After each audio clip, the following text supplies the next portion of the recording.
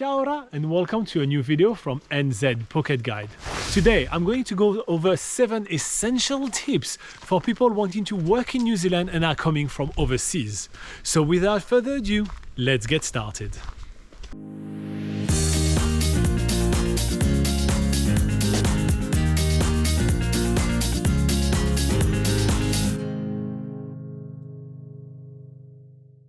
Okay, so let's address the elephant in the room.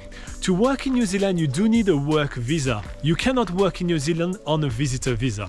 Therefore, one of the best visas to get to experience the working life in New Zealand and experience the whole gap year thing that everybody is talking about is the working holiday visa. The working holiday visa allows people from 42 different countries to come to New Zealand and work and travel for between 12 to 24 months and build characters and life experiences. I absolutely love it, and if you are able to get a working holiday in New Zealand, make sure to do so. Okay, so the next thing that I want to point out is that if you are planning to do simple jobs such as au pair or even woofing, which is working for food and accommodation, you still do need a work visa. It is illegal in New Zealand to do those jobs without a work visa, so make sure that you do not work illegally in the country. One of the best ways to make sure that you are able to land a job in New Zealand is to be equipped for the job market in New Zealand. And as such, having a New Zealand phone number, a bank account and even an IRD number, which is a tax number in New Zealand, will make you much more likely to be hired by employers. In New Zealand, we very much want to get you to start working on the next day and not wait too long after that. So make sure that you do all your paperwork before you start looking for a job. And well, if you are in New Zealand, it's even better, right? There is no way to do all this paperwork if you're not in New Zealand. So don't start looking for a job before you are in New Zealand. All right, so the next thing is a little bit more boring, and it's about your work rights. In New Zealand, we have a lot of legislation protecting workers, and sadly, a lot of overseas workers are taken advantage of.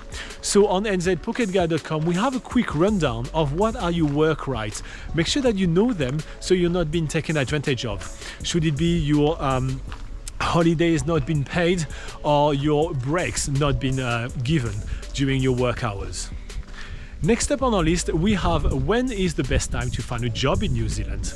So in New Zealand, the country gets really busy around the time of December, maybe October, November, December, January, February, let's say. So this is when the busy tourist season is in New Zealand. So this is when most people on a working holiday visa will be arriving in the country as well. So if you are able to arrive in the country earlier, you'll be able to land a job earlier, and therefore it's going to make your whole job hunt much easier. Next up on the list, we have getting multiple jobs.